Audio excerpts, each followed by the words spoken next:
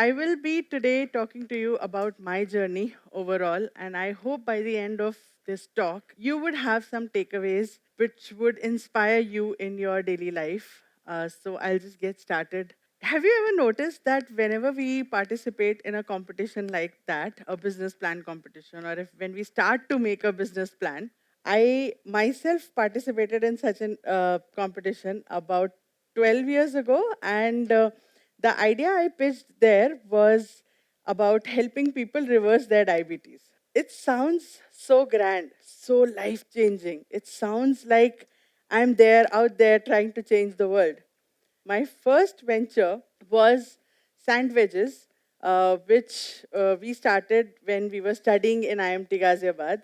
Doesn't sound very grand, right? When I'll tell you that I started a sandwich store here in Ghaziabad. It sounds normal. Yeah, somebody can start a sandwich store. But diabetes, we care about that. We care about the fact that helping people live a better life um, is something inspiring. Sandwich store, not very inspiring, to be very honest. In fact, even I used to not think that I'm doing any inspiring work. But in my 12-year journey, what I've come to realize is that legacies are very, very rarely built on the grandeur of your idea. Rather, they are built on the minuteness of your execution. The more minute your execution is, the grander your legacy is. How many of you here know sandwiches or have been to sandwiches? You guys and I have lived in different generations, different lingo of talking. We have different style of dressing up. We have different childhood memories is different for me and for you. Your childhood memories have mobile phones and laptops and other things. But still, you and I both can relate to one thing in this room, which is sandwiches. Something that I built 12 years ago is still relevant for you today. That is a legacy. And that journey is what I wanted to talk to you about. Started doing my MTech. I was also working as a teaching assistant in one of the engineering colleges in Mumbai. And in about 2011, when my MTech was also over, I got a very coveted job as a UGC approved assistant professor role, again in an engineering college in Bombay. And why this detail is important is because the academicians would know that at least 12 years ago, it was quite a big deal to have, at the young age of 24, to get a UGC approved position, which after 2 years of probation, you would get all the benefits that you probably can being in the academician, profession.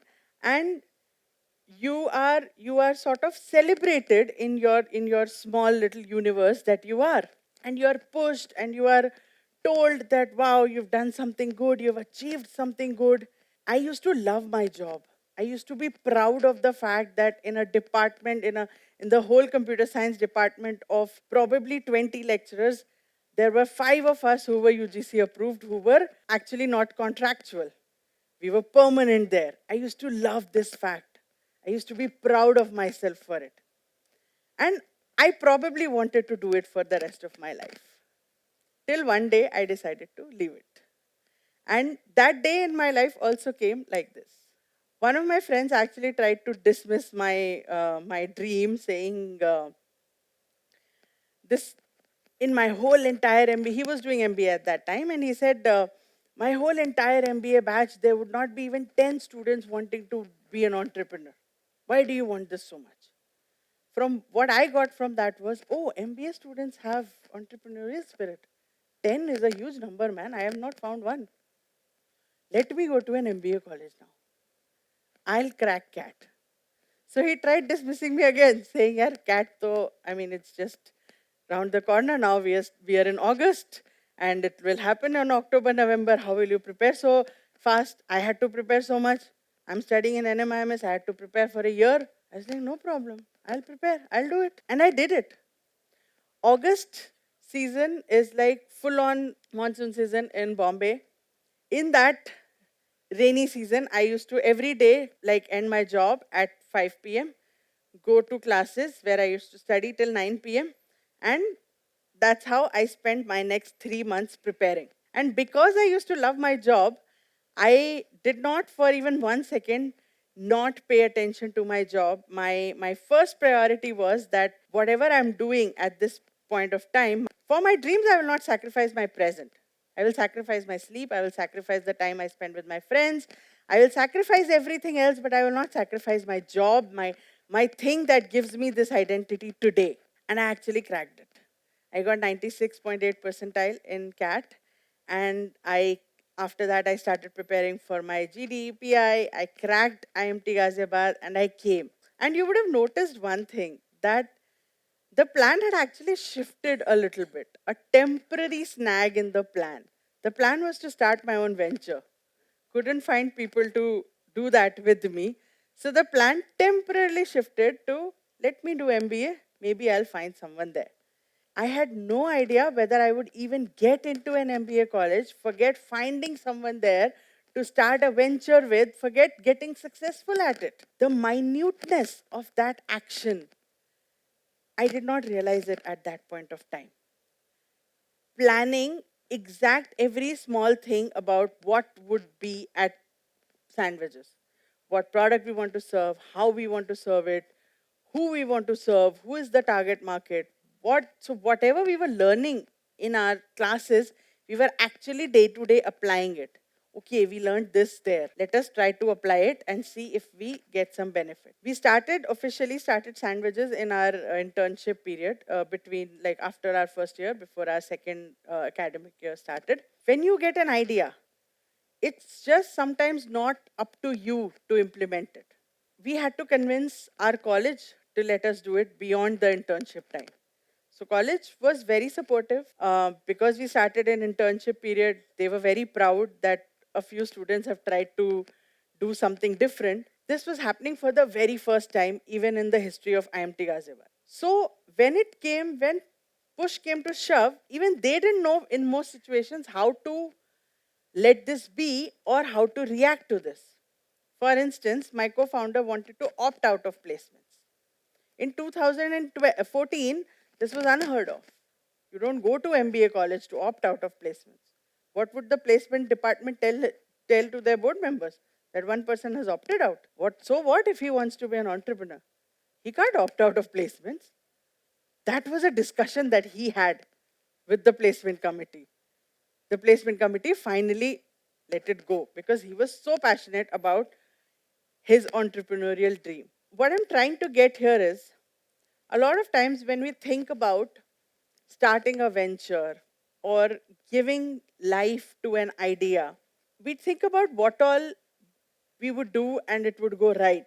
We don't usually think about what all we would do in which other people would be involved, wherein we have to convince an entire ecosystem to just let us be. The legacy actually comes out of that. So today's date, around 20% of the batch at IMT opts out every year because they want to start their own venture. That was something that was started by us. And even though this is not a fact that we proudly announce anywhere, but the college knows and we know, and everyone knows where this change started from. These days, it's common practice for professors, for the board at the college to encourage people to become entrepreneurs, to find their own path, to follow their passion. At our time, again, it was supportive, but even they were confused. And I don't blame them for that confusion. It was the very first time.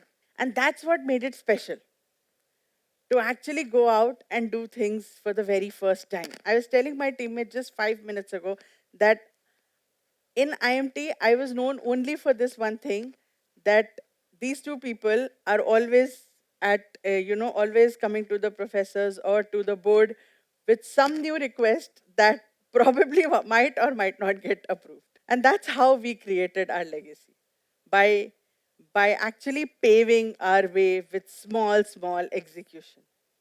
I remember once the dean of our college had actually ordered a few sandwiches, etc., for one of his meetings. He called to a number which was like a central number, which was picked up by one of our guys at the store. But because the order was a little larger of the size and we were very small at that time, he called us panicking that, I've got an order from your college. What should I do? How should I prepare it? We are sitting in a class amidst lecture. The professor is talking about something. Both of us just got up. She looks at us and we said, "Ma'am, order."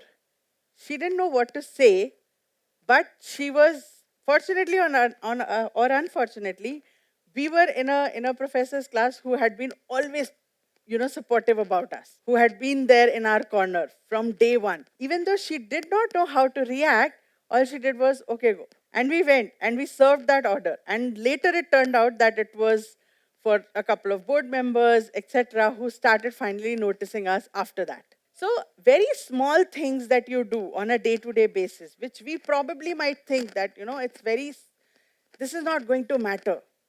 Trust me, most of the things that we think are not going to matter are the ones that help us create our legacy in the long run. I don't think I need to introduce sandwiches here to this room. They don't know me. They don't know my face. They don't know my name. They know the story. The story has lived. The story has managed to transcend itself. Now I want to talk about my second venture. Me and my husband, we were on our honeymoon to Europe. We tried soft baked cookies there.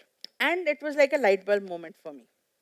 I was thinking, wow, this is a product that is not available in India. Cookies don't need an introduction generally to people. If I walk to a person, random person, and I would say, "Would you like to have a cookie?" They would not say, "What is a cookie?" Cookie is not like sushi. You don't need to introduce it. People want to have it generally. Still, this was a product, a soft baked cookie was a product which was new in its own regard. It was a category in itself. It was a thing in itself, which was not present in India at all. We looked, we tried to find, we couldn't find anywhere. When we came back, we tried to go through the grind of maybe kahin to milta hoga. We did not find it, and that's when we decided that India needs soft baked cookies. And we started our way working towards that. Now, creating a category of any sort in Indian market, in Indian subcontinent, is a huge thing. Kellogg's was not able to do it for 10 years. Many people have tried and failed. Even bigger companies have tried failing have tried creating certain categories and have failed at it. A lot of Nestle products which you get in outside countries, you don't get in India because of the same factor, that those particular categories are not there in India as of now. They are not demanded for in India as of now. So if we were able to create a category, that would mean huge, like life changing. Okay? So we started with that emotion or that intent that, let's do something scalable. Let's do something which can. And very soon I realized over there as well that whatever idea I might have, whatever product I might build, however mad tasty it might be, it is my everyday execution that would matter more to my customers than anything else under the sun. So if you would come and meet me in my office 3-4 years ago, you would find me talking to chocolate vendors and butter vendors and arranging pickups for delivery, arranging training my team members how to make a perfect cookie. You would see me surrounded by bricks that I was one by one trying to build this idea, build this vision that I already had for myself. We had gone down this path of launching or introducing India to soft baked cookies, which I don't think, to be very honest, that I have achieved even a tiny bit of it. If I tell you, if I were to tell you my numbers, you would be shocked by the kind of volume we have achieved. But looking at India, looking at the largesse of our country, I don't think we have made any progress at all. I still think we are at step 0. And everyone at Dohful is trying to work towards creating that idea into the legacy that it can become going forward. With sandwiches, I learned that every single thing you do would matter someday or the other. In Dohful, I'm still trying to apply it.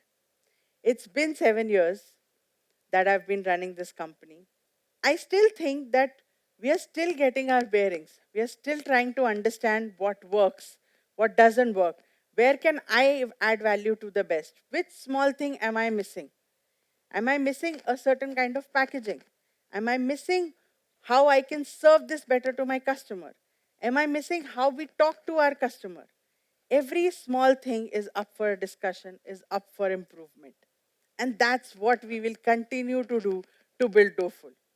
Every single crew member of Dohful, we have 26 stores as of today. Every single crew member of Dohful is only instructed to help customers navigate their way through the menu, not to push products, not to, ask people to buy this or that. They are always told to keep consistency in their work. Whatever work they have been assigned to keep consistency over there, they are only asked to do that, nothing else. So small tasks, small execution will create the biggest legacy forever. I'm still holding on to that belief, and I'm still working towards that. Before I end this talk, I would just want to leave you with one contradictory thought. It's just food for thought for you. I mentioned a few minutes ago that if you would see me working, you would see me surrounded by bricks that I was trying to put one by one and trying to create this idea, try to create this building of an idea. But when in practical life, when you're surrounded by bricks all the time, it's very easy to forget how the building was supposed to look like. So it's also very important from time to time to step out of that thought process. And with that thought, I again thank you for inviting me to this. I hope my journey was helpful to you in any way that you can apply in your life, achieving your dreams and goals a little bit faster. Thank you so much.